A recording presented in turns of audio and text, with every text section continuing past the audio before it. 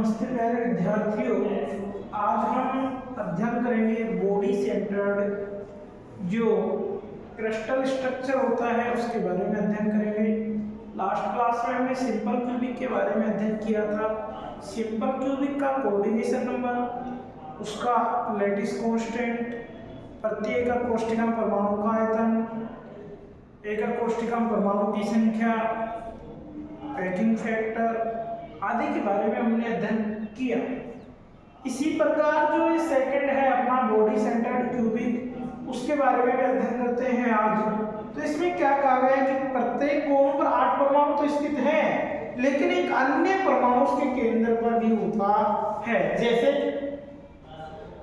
1 2 3 4 5 6 और 2 8 कोणों पर तो स्थित होते हैं जालक बिंदु, लेकिन इसके केंद्र पर भी एक अन्य परमाणु स्थित होता है जो सभी आठों से स्पर्श नहीं करता है, जबकि ये इसके मध्य में जो होता है ये सभी आठों को स्पर्श करता है। ये बात इसलिए कहा गया है, यानी कि इस क्रिस्टल संरचना में एकक कोष्ठिका के 8 कोणों पर 8 परमाणु होते हैं तथा एक अन्य परमाणु केंद्र पर होता है जो सभी आठों परमाणु को स्पर्श करता है।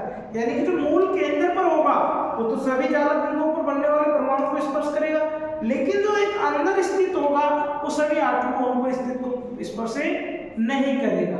जैसे अपने पास डायग्राम दिखाया गया है इसमें, उसके बाद में इसमें अपने को सबसे पहले जो रेडियस निकालनी होती है, तो इसकी रेडियस एक तो इस कोने पर स्थित है, एक मूल केंद्र के लिए है और एक इसके अंदर है कि नहीं।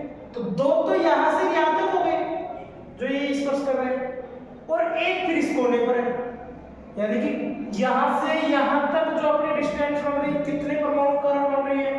4 परमाणु कारण। कितने कारण बन रही है? 4 कारण बन रही है। यानी कि इसका जो डायग्राम होगा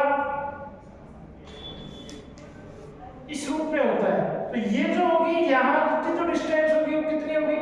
2r होगी, क्योंकि इसकी तो आधी ली हमने, यहां से स्टार्ट होता है, हो गया, ये तो r हो गई। ये जब कंप्लीट आ गया तो इसकी कितनी हो गई?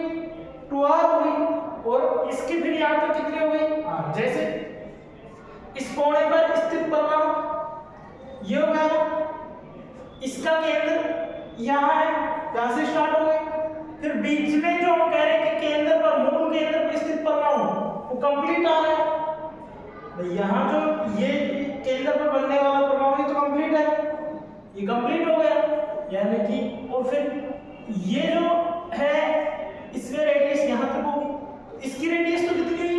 r। इसकी रेडियस कितनी हुई? 2r, और इसकी कितनी हुई? r। तो हम क्या कह सकते हैं, यहां से यहां तक की रेडियस कितनी हो रही है? 4r लिख सकते हैं। जालक नियतांक जब याद करेंगे तब काम आएगी अपने को, ठीक है। और इसकी भुजा कितनी ली गई? a और a। ये कब काम आएगी? जब हम आयतन निकालेंगे, ठीक है। इस प्रकार से दोनों चित्रों के द्वारा लगभग बात अपने समझ में आती है। जैसे अपने को कोऑर्डिनेशन नंबर भी निकालना है, समन्वय संख्या निकालनी है, तो क्या कहेंगे कि जो अंतः केंद्रित घनीय संरचना होती है उसके कोनों पर जो स्थित परमाणु आपस में टच नहीं करते हैं। कर रहे हैं क्या? ये इससे टच कर रहा है क्या? नहीं कर रहा। ये इससे टच कर रहा है क्या? नहीं कर रहा। इसी प्रकार ये इससे नहीं कर रहा, ये इससे नहीं कर रहा, नहीं कर रहा। वही कहा है कि बीसीसी में कोनों पर स्थित परमाणु आपस में स्पर्श नहीं करते हैं, बल्कि ये सभी केंद्र पर स्थित परमाणु से स्पर्श करते हैं, जबकि जो बीच में केंद्र पर स्थित है सभी इनसे स्पर्श करेंगे।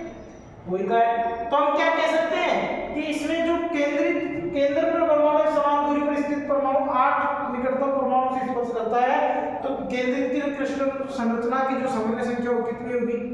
8 होगी। जो अपना केंद्र पर बनने वाला परमाणु वो कितने से टच कर रहा है? 8 से, तो कोऑर्डिनेशन नंबर कितनी होगी? 8 होगी, ठीक है। अब जो अपन कल क्लास में अध्ययन करेंगे उसमें जालक नियतांक और अविभाज्य कोष्ठिका परमाणु की संख्या, प्रति एकक कोष्ठिका आयतन और पैकिंग फैक्टर आदि की नेक्स्ट क्लास में कंप्लीट अध्ययन करेंगे। ये चित्र आपको अच्छे से समझना है। चित्र समझ में आ गया तो सारी बातें हम यहाँ से आसानी से याद कर सकते हैं। धन्यवाद।